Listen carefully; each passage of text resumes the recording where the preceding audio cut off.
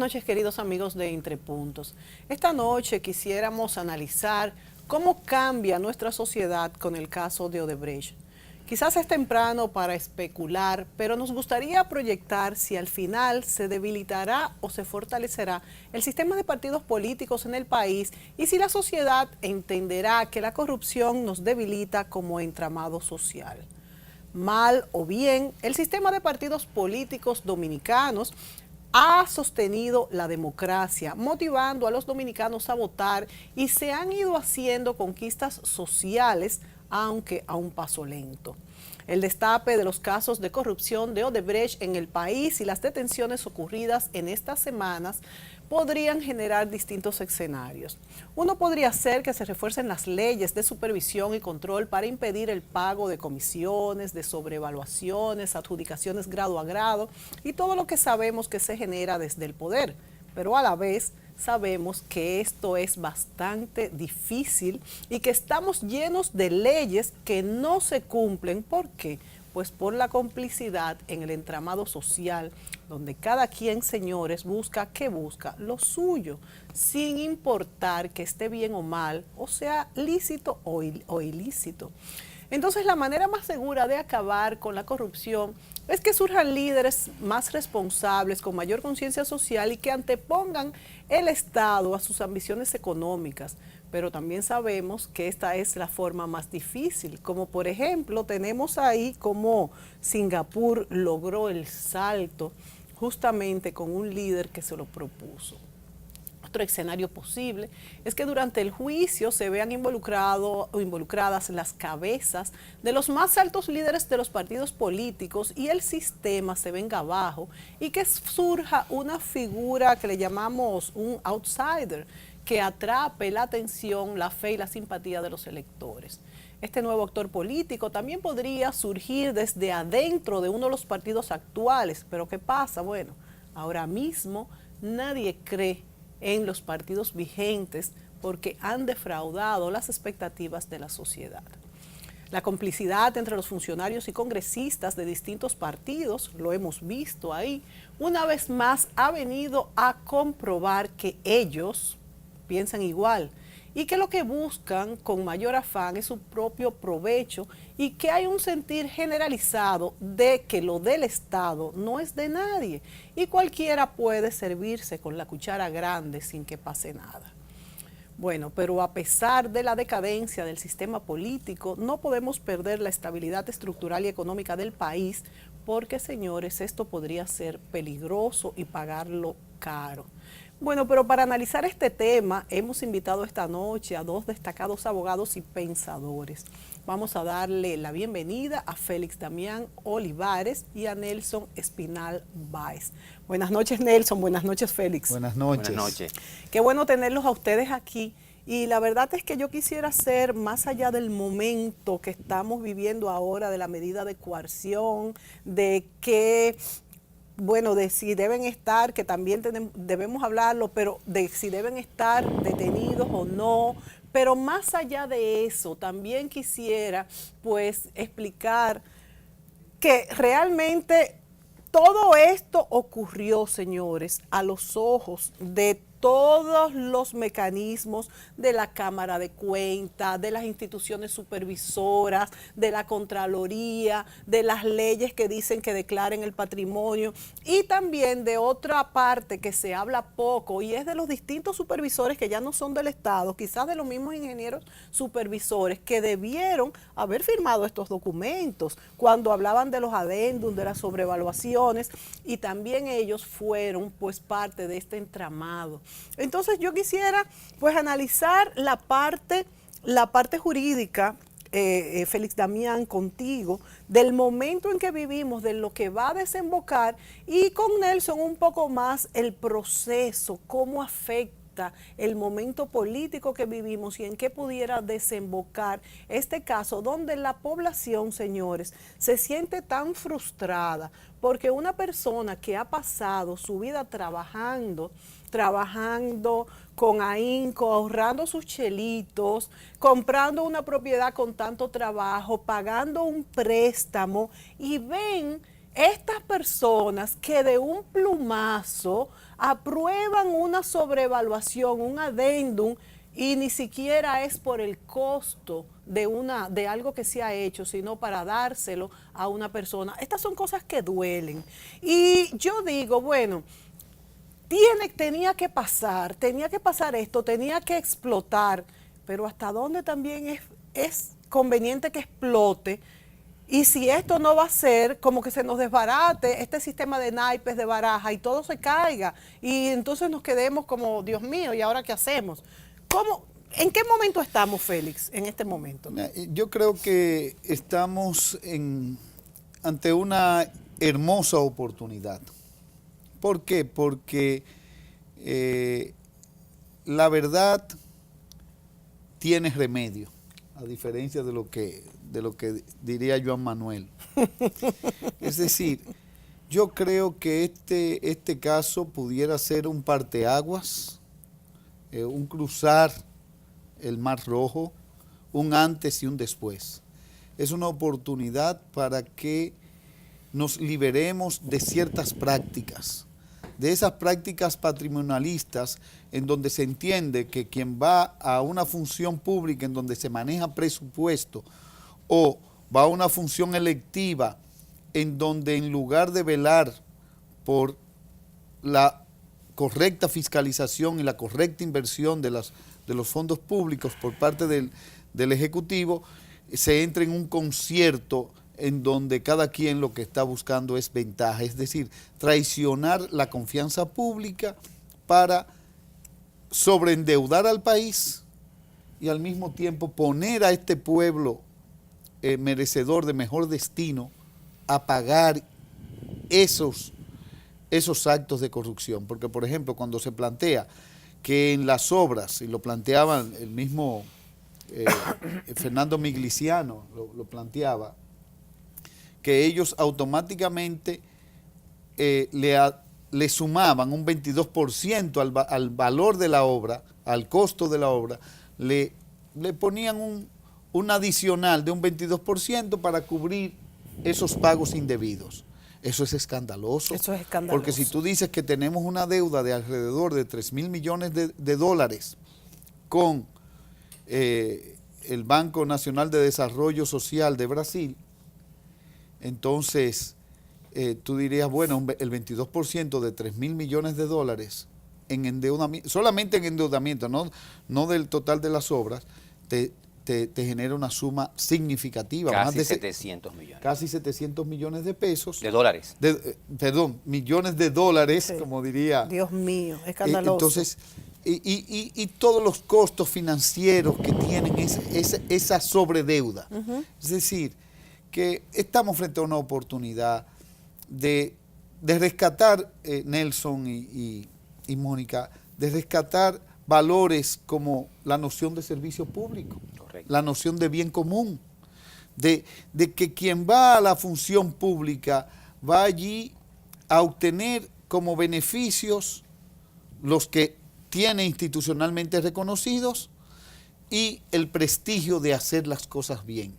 Se ha deteriorado mucho el hacer las cosas bien. Se ha deteriorado mucho esa noción del bien público, ya eso no existe. Yo creo que la gente cree que lo del Estado no es de nadie, a pesar de que nos duele pagar los impuestos, o sea que ahí hay una dualidad entre nosotros los ciudadanos.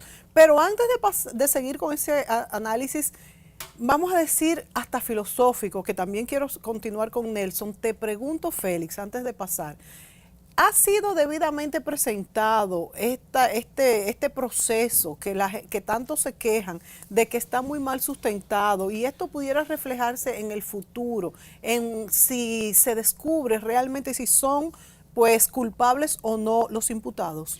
Mire, yo creo que la premura con que primero hubo una dilación en iniciar el proceso de investigación propia, porque siempre estuvimos a la expectativa y dependiendo de lo que ocurriese en otras latitudes, sí, que los acuerdos de lenidad, los acuerdos de cooperación, las informaciones que venían. cuando de cierta manera aquí se pudo haber sido más proactivo y entonces al final lo que ha habido es premura y como yo he dicho, he señalado en otras oportunidades, la premura solamente beneficia a los sobornados locales. Es decir, a los entramados locales, a los que han venido lavando el dinero ilícito derivado de esas operaciones. Pero mucho advirtió esto la Procuraduría, que no podía pues apresurarse y además, según las informaciones, desde diciembre del 2016 se está investigando esto. Entonces, ¿cómo es que ha habido tanta premura al final? No, es que de hecho estos escándalos se generaron, no más que escándalos, estos hechos ilícitos se revelaron ya hacia el 2014. Correcto. En Brasil y en Estados Unidos. Lo que aquí, y he repetido esta noción, aquí se ha jugado a que allá pegue y aquí no llegue. Sí, pues sí, no, sí. Llegó. Eso de tú, por ejemplo, y eso es una actitud, digamos, la actitud del avestruz, de enterrar la cabeza en la arena frente al peligro. Esa no era una actitud correcta. Y entonces al final lo que ha habido es premura. Es lo que yo entiendo, pero es una excelente oportunidad para que las instituciones funcionen. Nelson, ¿tú crees que las crisis generan pues oportunidades? Claro. Esto es un axioma que todos sabemos. Sin embargo, vivimos un momento donde hay tanta frustración de parte de la población y repito que las personas que han pasado la vida entera trabajando se ven como tan impactadas y quieren salir a la calle, quieren protestar, quieren cárcel, quieren que también esto influyó en que la Procuraduría pues quizás se apresurara porque estaba muy contra el tiempo. Ya en otros países había habido detenidos y las personas en la ciudadanía reclamaba esos nombres ya. Ahora bien, ¿tú crees que esto puede llegar más lejos, involucrándose pues incluso los presidentes de los partidos políticos y desembocar en un proceso que se nos vaya de las manos a los dominicanos? Bien, tomando el tema como lo presentas, yo creo que la República Dominicana como sociedad, como ciudadanía, está dando un cambio, y lo decía uno de mis artículos en mi columna de Diario Libre, la irrupción de una nueva narrativa y la irrupción de una responsabilidad ciudadana hoy denominada Marcha Verde. Yo creo que eso es positivo. Hay una responsabilidad de nosotros los ciudadanos de hacer que las cosas cambien, de que haya un sistema de consecuencia, de que haya un régimen de consecuencia. Y ese es un cambio de una actitud pasiva que sí veíamos antes. Contrario a la década del 60 y del 70, donde la República Dominicana tenía mucha movilización, sí. Vinieron los procesos difíciles en la época del doctor Balaguer, pero hubo una pasividad y que ahora se está levantando. Eso es muy positivo. Eso es muy positivo. Segundo, la ciudadanía se está empoderando. Se está empoderando. No creo que, no me alineo con los extremismos. Yo no propondría, como han propuesto algunos, la renuncia del gobierno completo. Los extremismos no conducen a nada. Nosotros no podemos permitir otro Brasil aquí. Claro. Pero sí, como explicaba Félix, grandes transformaciones. Y para contestar tu pregunta desde el punto de vista de los procesos, yo creo que los televidentes entiendan algo. El sistema de partido que está colapsando.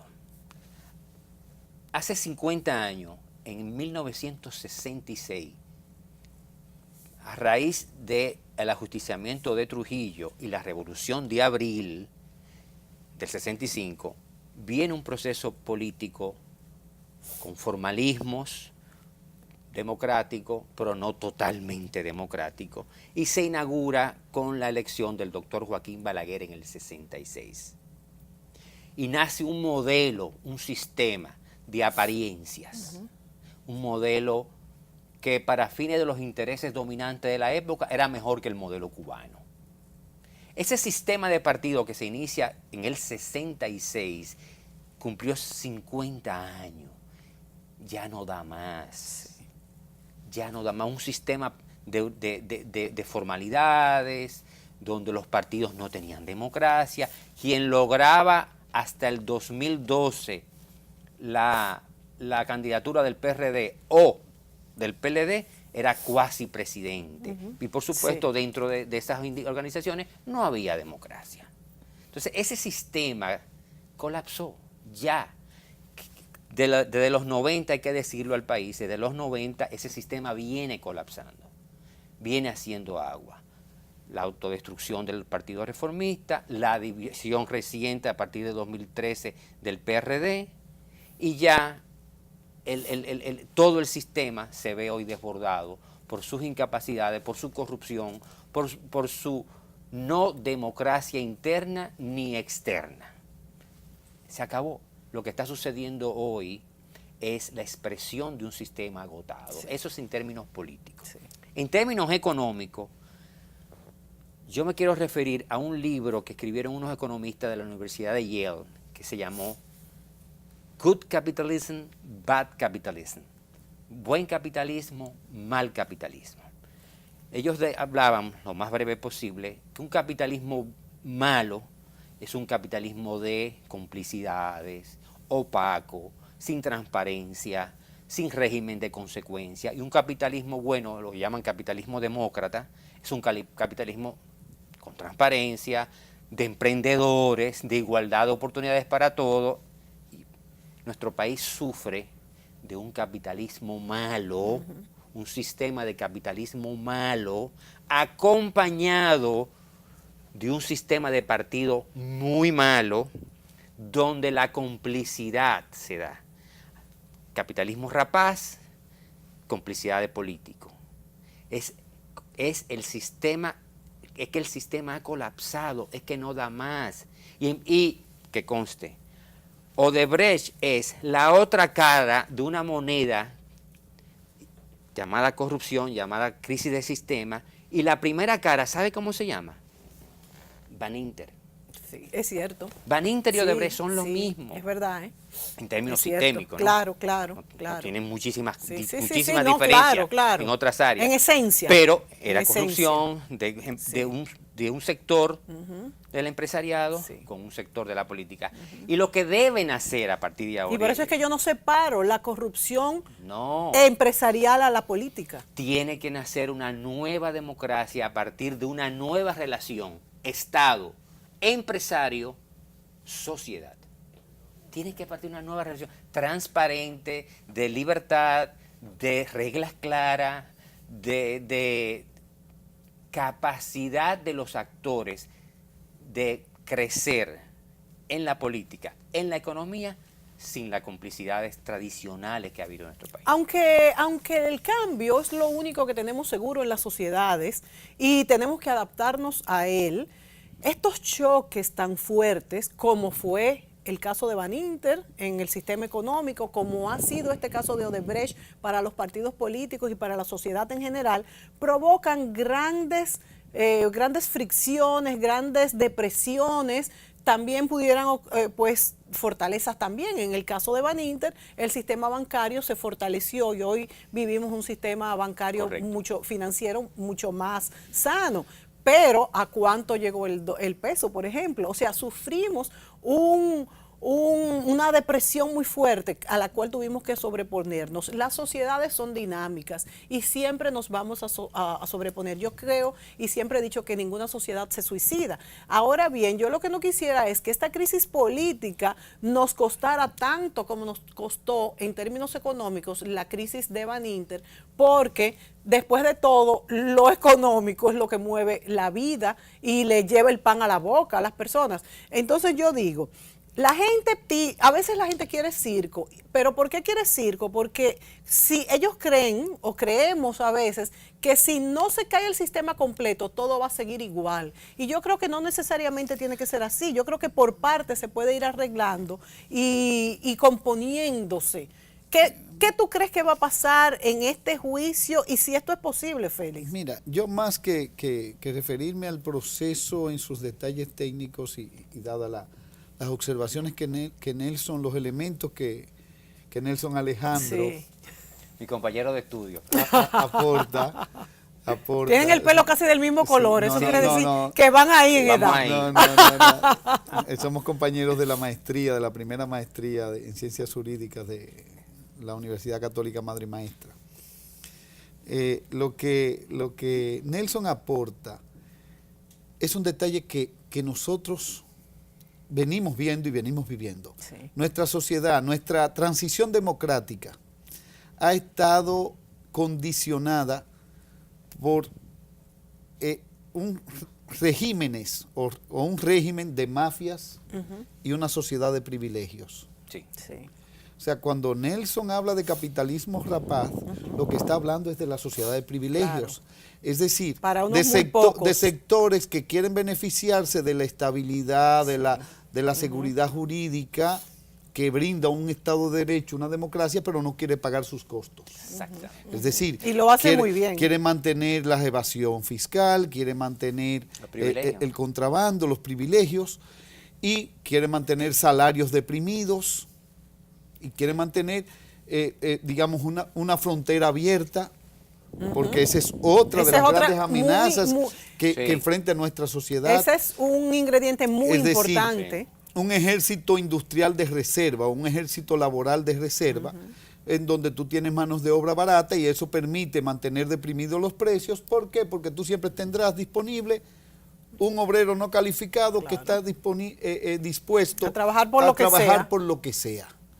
Entonces, en el marco de esa sociedad, la corrupción pudiera resultarle funcional a ciertos sectores. Correcto. Pero ya está haciendo, como dice Nelson, está haciendo crisis. Hasta ahora ha sido una corrupción funcional, totalmente. Sí, pero con pequeños conatos de crisis, y llega un momento en que explota. Correcto. Y por ejemplo, cuando tú hablabas de las crisis financieras o los fraudes financieros y las crisis consecuentes, tú hablas en pasado y no es así, porque ahí está el déficit cuasi fiscal, que todavía se mantiene y que lo estamos pagando. Exactamente. El déficit fiscal que se mantiene, no, que se ha engrandecido, que está mucho más grande. Que se ha grande. ampliado y la ley de recapitalización no se ha cumplido. ¿Por qué? Porque se han derivado recursos a otras áreas de la economía y no para lo que está especializado. Entonces, ¿qué es lo que tiene que haber, si se quiere, un nuevo pacto social? Sí. Tiene que haber un pacto social en donde, y me satisface el hecho de que el CONEP, por ejemplo, se pronunció sobre el tema.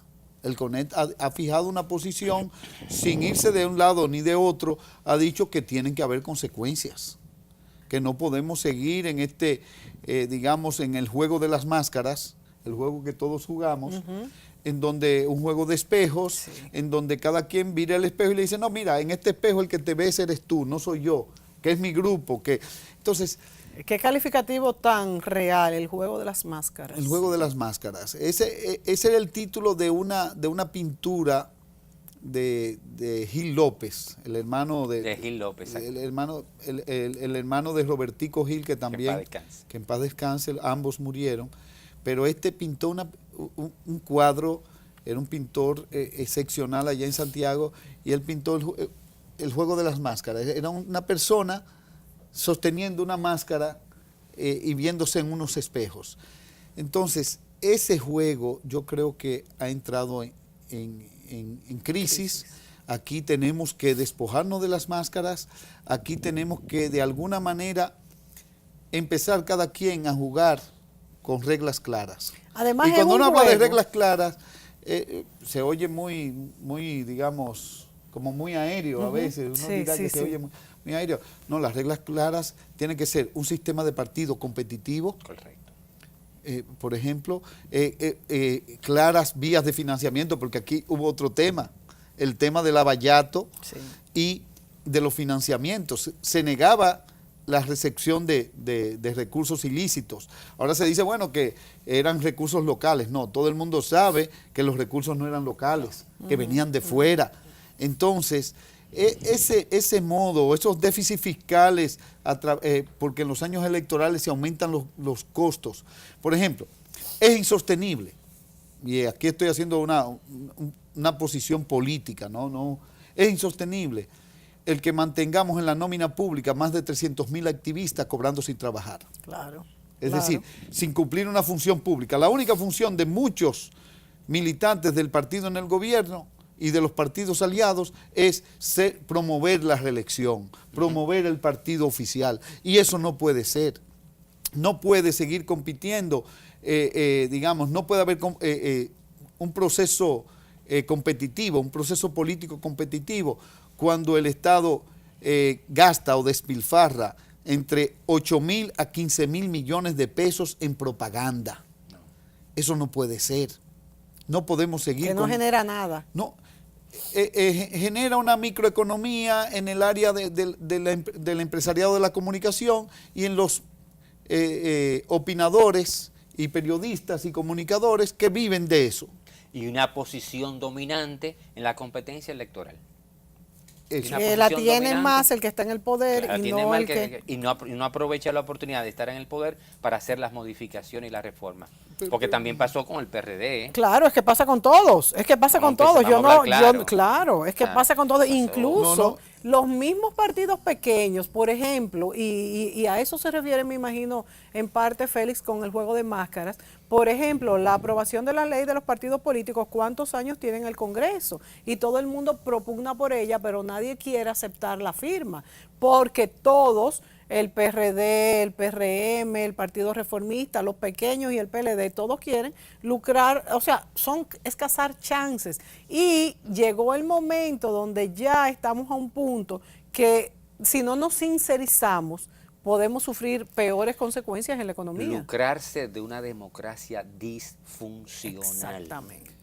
Todos están lucrando de una democracia disfuncional. Y no podemos seguir así. Pero entonces yo te preguntaría, y nos vamos a ir a la pausa, si todos, porque estamos diciendo todos, si todos nos estamos lucrando de una democracia disfuncional, entonces no es tan disfuncional.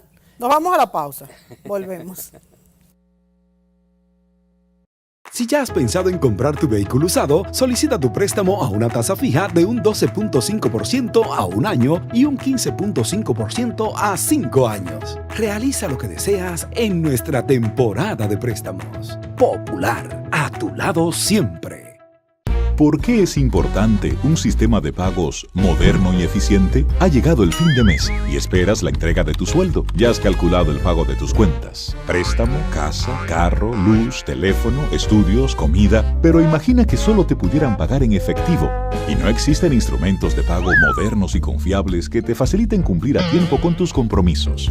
Esto afectaría tu vida diaria y también la vida de tus relacionados y de las demás personas. Quedarías mal. Perderías muchas oportunidades y tiempo. Para facilitar el uso eficiente del dinero en compras, ventas, pagos y transferencias, el Banco Central garantiza el adecuado funcionamiento del sistema de pagos, creando normas y reglamentos, autorizando instrumentos de pagos, tarjetas de crédito, débito y prepagadas, cheques, pagos móviles, transferencias nacionales y a Centroamérica para que la población pueda realizar sus actividades económicas con rapidez y seguridad. Pagos en tiempo real y tránsitos mínimos, logrando un notable ahorro de tiempo, contribuyendo así al buen funcionamiento del sistema financiero y de la economía. Porque un sistema de pagos confiable es parte importante del esfuerzo que hacemos para convertir tus sueños de hoy en tus logros de mañana. Campaña de Educación Económica y Financiera del Banco Central de la República Dominicana, por la estabilidad y el crecimiento.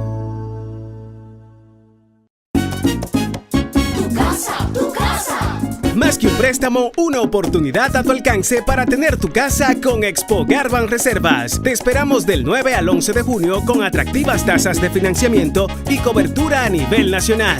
Banreservas, el banco de los dominicanos.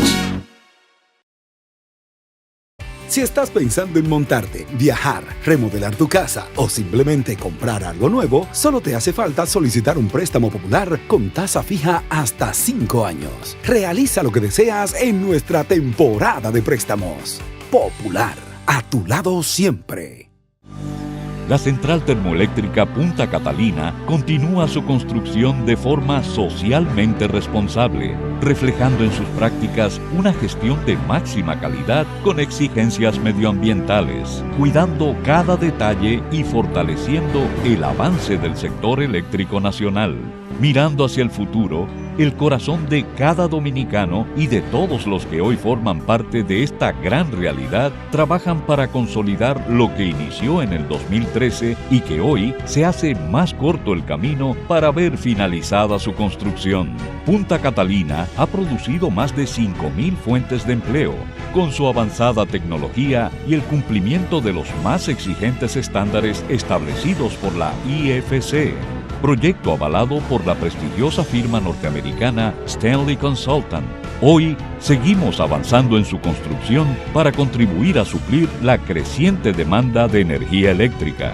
Caminamos hacia 24 horas de luz en todo el país, iluminando en el presente para el futuro del país.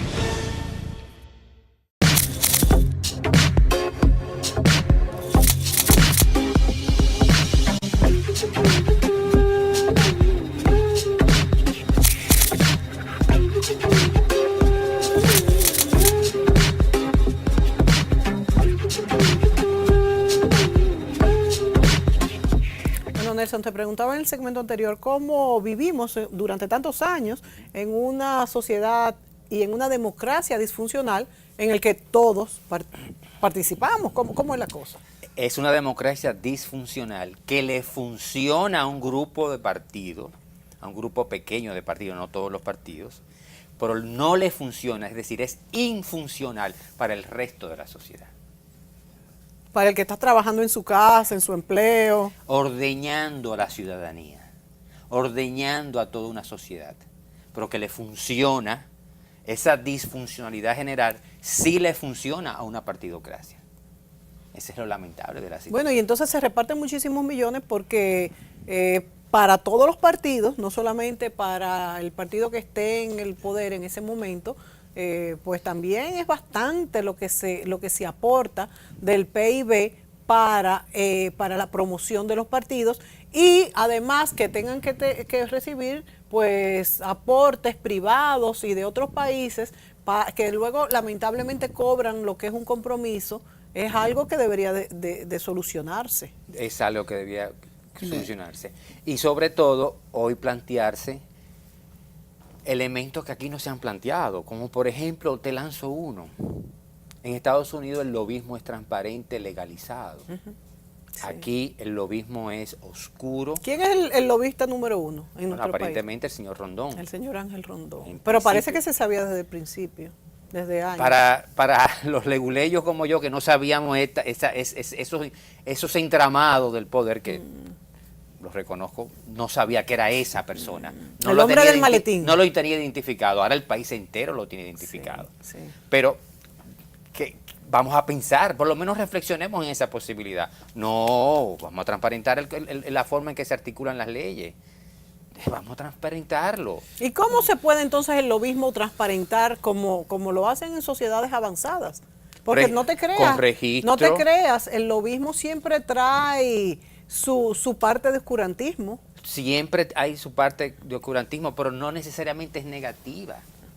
O sea, una institución que es creadora de políticas públicas como Finjus es, en el buen sentido de la palabra, lobista. Sí. No negativo, eso no es negativo per se.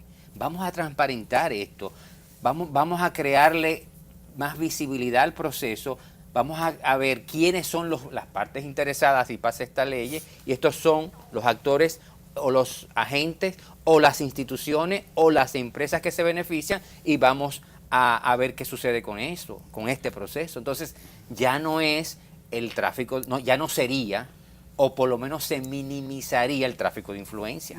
Y es que hay un tema, lo que Nelson trae al tapete, es decir, el que se organice la actividad del cabildeo, del lobismo, pero tiene sus reglas. Por ejemplo, el funcionario que sirve de contraparte al lobista no puede aceptarle ni siquiera una cena. Claro. No puede aceptarle un ticket de vuelo para Bahamas. Y no puede ser partícipe al mismo tiempo en un contrato. Correcto. Como por ejemplo Rondón, que agilizaba los préstamos, sacaba los cheques, hacía todos según salió publicado, porque yo no estaba ahí, yo no sé de eso. Yo lo leí. ¿no? Por si acaso, ¿verdad? Sí, nos estamos educando, ¿eh? Mónica, lo bueno de esto es que nos estamos educando. Tú sabes que esa es la parte que más me gusta, y vuelvo a tu acotación de lo de Baninter, que todos aprendimos de cómo funciona el sistema bancario. Yo no sabía nada de eso, y después de ahí aprendí muchísimo. Pues así nos va a pasar. Y con entonces, lo jurídico, que es tan complicado entonces, eso, que es como para confundir a uno. Y entonces hay otro tema, eso que Nelson dice, bueno, vamos a transparentar los procesos. El proceso de articulación política, el proceso de la confluencia de intereses y de la articulación de intereses. Entonces, hay otros temas que esto tendrá que servir para algo. Digamos, la eliminación del barrilito, claro, el llamado Fondo de Desarrollo Social del Congreso. Es decir, el barrilito, el cofrecito y otros privilegios que tienen los detentadores de posiciones públicas. ¿Por qué? Porque primero, no van acorde con la naturaleza de una democracia sana, no, y del puesto. De la buena democracia. Aunque en el pasado haya funcionado porque el país era distinto. Lo que pasa es que tenemos que evolucionar, claro, de la política clientelista y clientelar. Y el legislador tiene que decirle a sus votantes que él no está para estar, digamos, haciendo la labor de salud pública. De partero. O de la asistencia social. Lo que tiene es que llevar buenas leyes e impulsar inversiones en sus comunidades. Además, no es la época de hace 40 años que no había seguridad social, que no llegaban, no había educación, no había escuelas. O sea, hemos tenido conquistas sociales indudables, aunque no las que esperábamos, pero hemos tenido conquistas sociales y ya no se justifican estas ayudas puntuales que corresponden a otras instancias del gobierno. Eso es así, y además es que ¿cómo podría, por ejemplo, y voy a lanzar una idea, cómo se puede competir contra un senador que además de senador, de tener toda la parafernalia que rodea a la función y todo el escenario, que además de eso reciba $1 millón de pesos mensuales? Para dárselo. Claro. Es decir, durante 4 años, es decir, esa persona de entrada tiene 48 millones de pesos de ventaja con relación a cualquiera que quiera competir. Y otra cosa que hay que eliminar es que un senador, un diputado, cualquier congresista tenga que invertir en una campaña millones y millones de pesos para salir electo, porque eso está claro que entonces los va a recuperar, porque es verdad, nadie puede invertir 40 millones de pesos, por decir un número, para perderlos y no volverlos a... Eso entonces lo que le da espacio en la política a los que pueden pagar. ¿Quiénes pueden pagar? Los que obtienen el dinero mal habido, los que lo obtienen de la corrupción, los que lo obtienen los riferos, por otro lado, los que tienen concesiones económicas, y entonces por eso es que uno ve... los que van a aprobar leyes ahí que les va a dejar dinero. Correcto, entonces eso es lo que descualifica, si se quiere, la actividad política, la hace de menor calidad, y por eso es que esta idea que Nelson plantea del buen capitalismo y el mal capitalismo, la buena democracia, la democracia funcional y la democracia disfuncional, son parte, digamos, de los temas que quedan en el tapete entre puntos para poder discutir. Claro, claro, y que es importante que la población los entienda, porque como hablábamos fuera de cámara, a veces se sacan provechos, tanto el partido de gobierno como los partidos de afuera o cualquier actor de la sociedad, en entrarle en la cabeza a la población cosas que no son para nada verdad. Y lo pueden lograr si la población no está atenta y entiende lo que son los procesos sociales y políticos. Vamos a la pausa, volvemos.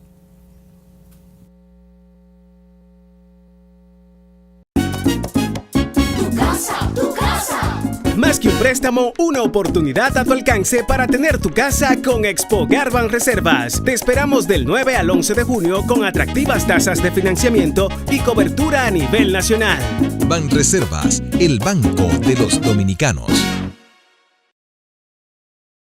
Si estás pensando en montarte, viajar, remodelar tu casa o simplemente comprar algo nuevo, solo te hace falta solicitar un préstamo popular con tasa fija hasta 5 años. Realiza lo que deseas en nuestra temporada de préstamos. Popular, a tu lado siempre.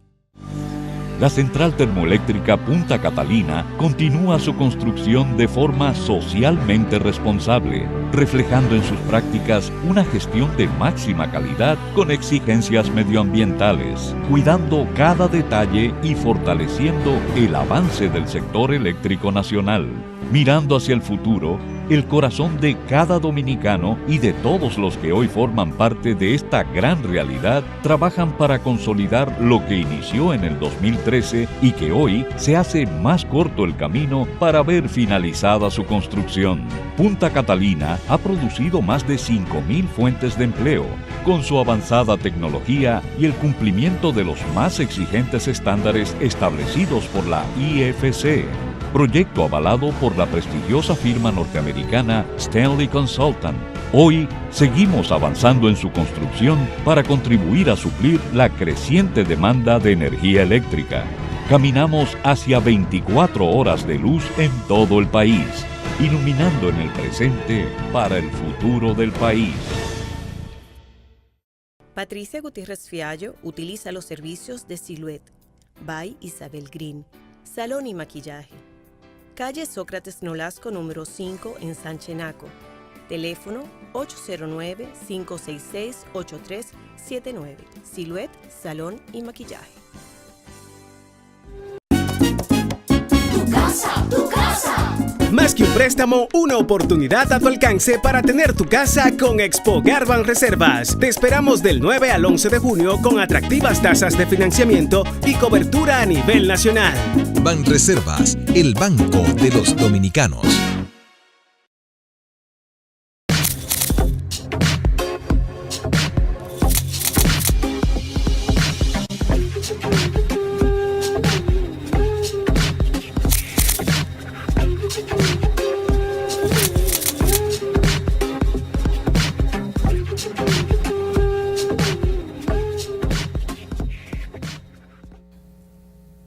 Bueno, la ciudadanía dominicana se queja constantemente y desde hace muchos años de la impunidad que reina en nuestro país, que principalmente funcionarios de gobierno o incluso empresarios privados pueden realizar actos no lícitos o de corrupción o que no deberían haber hecho y no pasa nada. Entonces yo les pregunto a ustedes, ¿cuáles son los efectos que tiene la impunidad en nuestro país? Quizás ahora mismo sería solo que estos imputados estén detenidos. Es mucho mayor. Y gracias por la pregunta, me permite, Félix. Mira, esto tiene un efecto directo en la violencia que vemos en las calles. Es posible que el televidente no lo vincule, pero quiero brevemente. Existe lo que se llama el mapa de formación de la violencia. Imagínense un triángulo. Sí. Un triángulo. Y ese triángulo tiene rayitas en el medio. La violencia visible está arriba y la violencia invisible está abajo.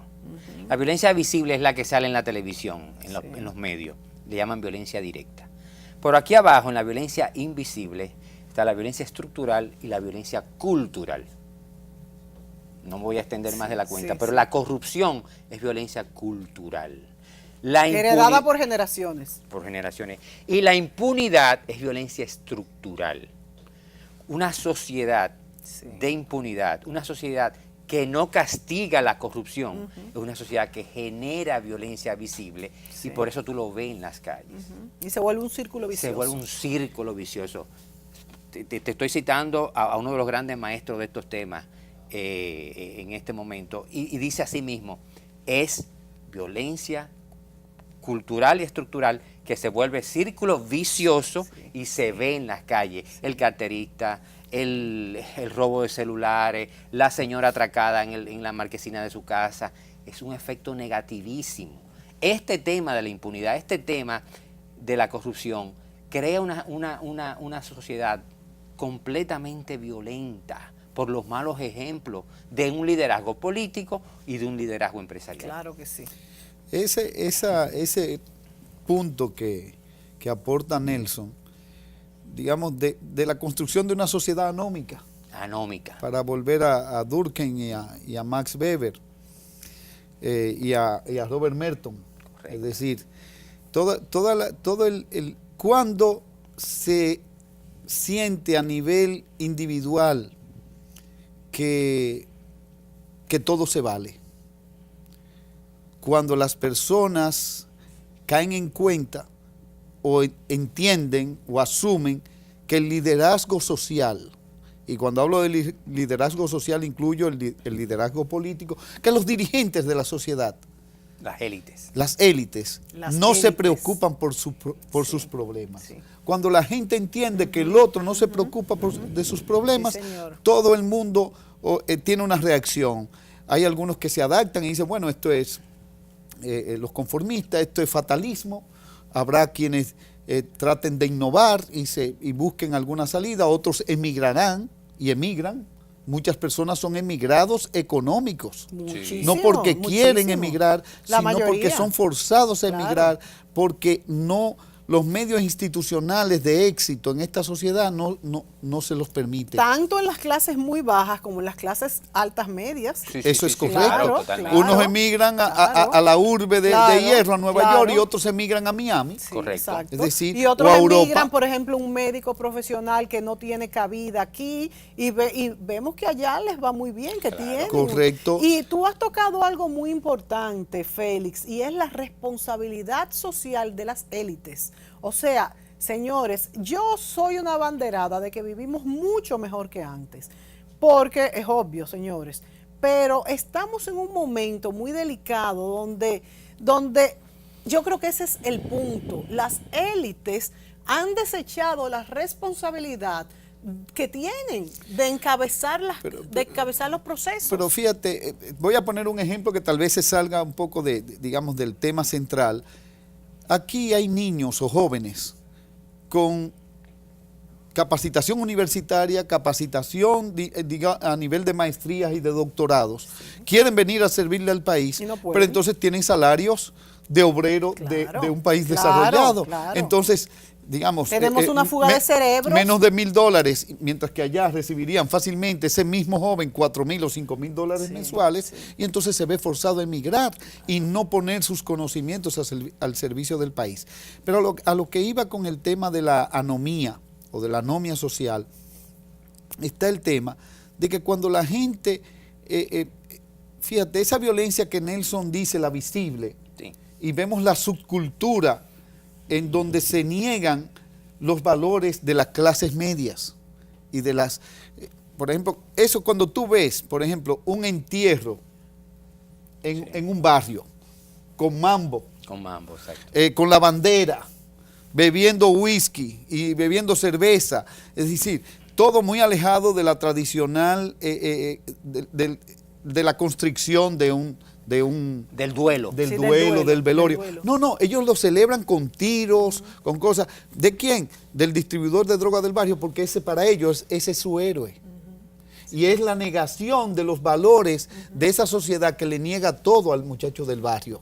Para fines del mapa, cultura de violencia. Exactamente, pero eso se ve en toda América Latina. Totalmente. O sea que es un modelo que estamos repitiendo, así como se repitió el modelo de corrupción de Odebrecht. Sí, ¿por qué? Porque estas son sociedades que provocan exclusión y carencias. Porque, por ejemplo, ¿cómo se puede justificar que después de 20 años de progreso, entre comillas, el 53% de las viviendas en la República Dominicana estén en zonas vulnerables, estén encañadas, en las orillas de los ríos, en barrancas? Félix. Sí, el 53, digamos, el déficit de la vivienda es de más de un 40%. Pero pon tú que hasta no sea tanto, pero es verdad, no se justifica. Pero no se justifica, ¿por qué? Porque ahí teníamos los terrenos del CEA, correcto, que pudieron servir ¿Y qué se hicieron los terrenos del CEA? Hicieron una piñata. La clase política, a raíz de la privatización, hicieron toda una piñata, porque el modelo... O sea que no se sabe en lo que parar. El modelo Balaguer era de colonato. Era de colonato. Ahí se inició el proceso en sí, 66. pero no hubo la piñata que ha habido, en donde militares, funcionarios públicos y gente viva se ha apropiado de esa gran riqueza que tenía el pueblo dominicano a raíz de la decapitación de la tiranía. Entonces, óyeme, no se justifica que un país con tantos terrenos, y con tantos terrenos que eran públicos, porque ni siquiera había que expropiar ni hacer reforma agraria, tú con los que tenía el Estado podías urbanizar, hacer Es que han proyectos. faltado muchos procesos, es que aquí las cosas se hacen de hoy para Baja mañana. inversión social. Claro, es inversión Baja social. inversión. El déficit de inversión social en República Dominicana es inmenso. Y eso de cambiar esa cultura de violencia, no se ha trabajado en eso. Que ojalá que todo el proyecto que se hizo para la barquita, que sí se trabajó con la gente, sea sostenible. Un gran proyecto, en otros proyectos. Ahora en el Domingo Sabio, se va a hacer una intervención similar, pero es que al paso que se dan esos proyectos, no se da a la velocidad que la marginalidad va a generar. Claro, porque cada día hay más marginalidad. A propósito de la sociedad de privilegios que vivimos criticando. Y las agendas electorales están siempre por encima de las agendas de Estado, de las agendas de inversión social. Porque míralo ahí, un gran proyecto, un excelente proyecto y otros más. Pero ¿qué prioridad tiene para un futuro gobierno?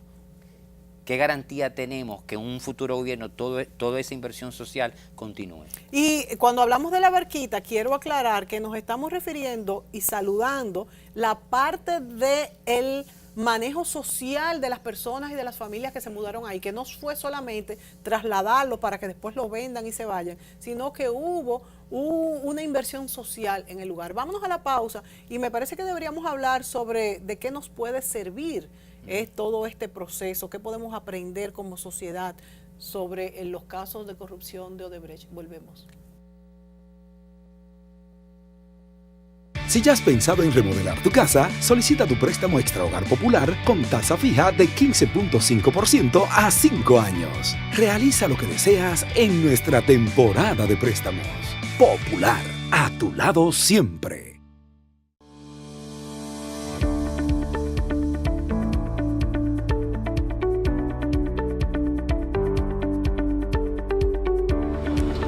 Soy Miquel Rodríguez, soy maestro de obras civiles. Formo parte de los más de 5.000 dominicanos que trabajamos en el proyecto Punta Catalina. Este proyecto ha traído mucha luz y esperanza a toda la región sur. Hay muchos comentarios, muchas dudas con relación al proyecto. Yo que trabajo aquí, que conozco la verdad, voy a contestar tus preguntas. ¿Qué cambiará en RD gracias a Punta Catalina? Lo primero es que se van a acabar los apagones, porque vamos a producir más energía. Y además se va a reducir el costo de la energía en un 28%. ¿Por qué se hizo una planta de carbón? Lo primero es que no es el carbón común que conocemos para cocinar. No tiene nada que ver con eso. Este carbón es carbón mineral extraído del subsuelo de la Tierra y es el combustible más abundante del planeta. Esto reduce nuestra dependencia del petróleo y nos permite producir energía más barata. Yo me siento muy orgulloso de formar parte de Punta Catalina. No se deje engañar más. Es tiempo de que llegue la luz. Punta Catalina es 100% energía. No podemos dejar de dar las gracias una vez más al Salón Lorelén por tantos años al cuidado del cabello de Mónica Gutiérrez. El Salón Lorelén está en la calle Bayacán 25A, Urbanización Renacimiento. Teléfono 809-482-0848. Salón Lorelén. Y la buena noticia es que el Salón Lorelén abre a partir de ahora desde las 7 de la mañana hasta las 9 de la noche. ¡Qué maravilla! ¿Por qué es importante un sistema de pagos moderno y eficiente? Ha llegado el fin de mes y esperas la entrega de tu sueldo. Ya has calculado el pago de tus cuentas. Préstamo, casa, carro, luz, teléfono, estudios, comida. Pero imagina que solo te pudieran pagar en efectivo. Y no existen instrumentos de pago modernos y confiables que te faciliten cumplir a tiempo con tus compromisos. Esto afectaría tu vida diaria y también la vida de tus relacionados y de las demás personas. Quedarías mal. Perderías muchas oportunidades y tiempo. Para facilitar el uso eficiente del dinero en compras, ventas, pagos y transferencias, el Banco Central garantiza el adecuado funcionamiento del sistema de pagos, creando normas y reglamentos, autorizando instrumentos de pagos, tarjetas de crédito, débito y prepagadas, cheques, pagos móviles, transferencias nacionales y a Centroamérica para que la población pueda realizar sus actividades económicas con rapidez y seguridad. Pagos en tiempo real y tránsitos mínimos, logrando un notable ahorro de tiempo. contribuyendo así al buen funcionamiento del sistema financiero y de la economía. Porque un sistema de pagos confiable es parte importante del esfuerzo que hacemos para convertir tus sueños de hoy en tus logros de mañana. Campaña de Educación Económica y Financiera del Banco Central de la República Dominicana. Por la estabilidad y el crecimiento.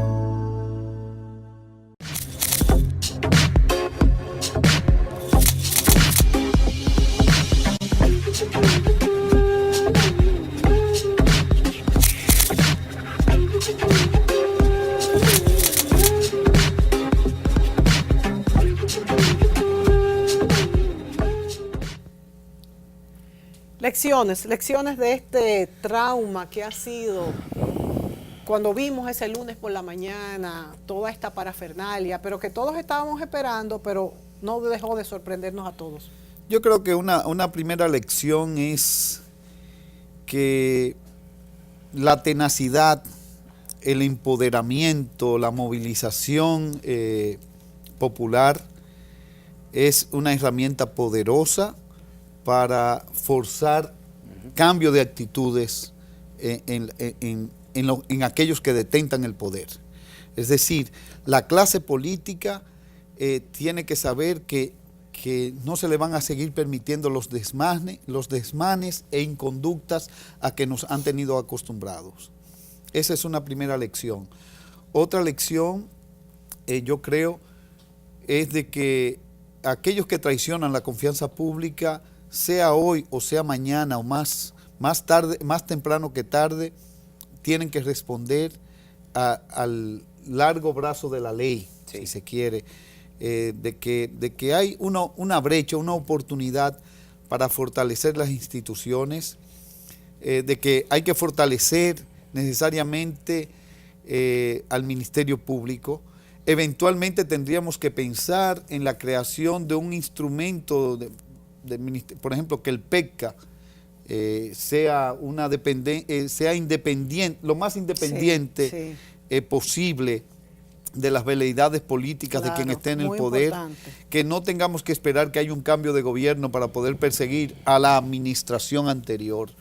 Yo creo que, y de ahí en más, tenemos que superar las prácticas corruptas, porque son corruptas, de la sobrenómina pública de activistas, el barrilito, el cofrecito, y que no se va a ir a la función pública a lucrarse.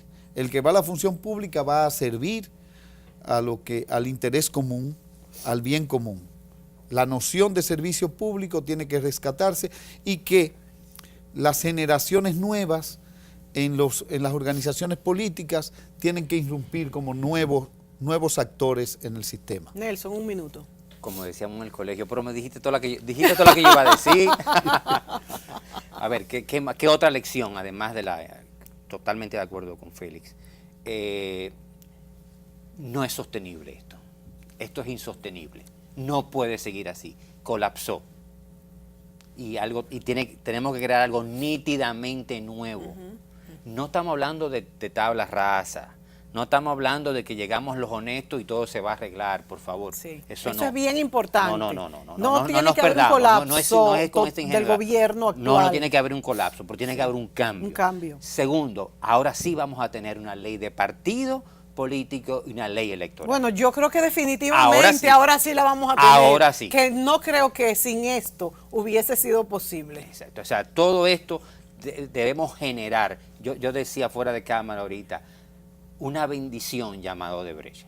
Y compartimos, creo que fue nuestro amigo José Luis que lo expresó en uno de sus artículos. O sea, de algo tan malo que ha pasado pudiéramos sacar muchas cosas buenas. Es que Odebrecht no vino aislado. Había mucho Odebrecht pequeño. Que quizás ni nos hemos enterado. Que nunca nos enteramos. Sí.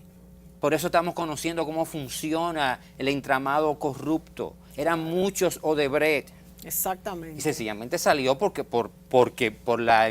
la presión internacional y por la responsabilidad y el empoderamiento ciudadano. Señores, son ciclos y todo sale, al final todo sale. Y como tú dices, así como el ciclo pues de los gobiernos y de toda estos engranajes de corrupción terminó. También en América Latina hemos visto que está pasando lo mismo y tiene que terminar. Ojalá alcancemos un estadio de civilización como los países más democráticos y yo creo que tendrá que ser así. Holanda y Haití. Exactamente. En ambos hay mercado, en ambos hay formalismo democrático, pero en uno se mueren de hambre y en otro el problema es la longevidad y la obesidad. Dios mío, y la obesidad. Gracias, Nelson. Gracias, Félix Damián. Gracias a ustedes, amigos, por sintonizarnos cada domingo a las 10:30 en el canal 24 y a las 12 de la noche en Teleradio América, canal 12 o 45. Y recuerde que aquí, con las experiencias y los análisis de nuestros invitados, aprendemos a entender mejor este mundo maravilloso pero complicado que nos ha tocado vivir. Hasta la próxima semana.